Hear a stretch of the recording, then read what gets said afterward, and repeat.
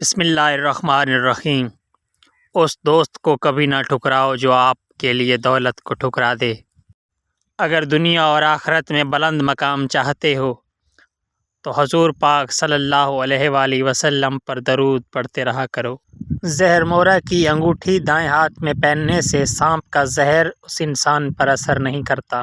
اگر چاہتے ہو کہ زندگی میں سکون رہے تو کثرت سے اللہ پاک کا ذکر کیا کرو، کیونکہ اللہ تعالیٰ کے ذکر سے دلوں کو سکون ملتا ہے۔ جو بندہ روزانہ ایک پاؤ دودھ میں ایک سیب ڈال کر نہار منہ کھاتا ہے، اس کا رنگ گلاب کے پھول کی طرح سرخ ہو جاتا ہے۔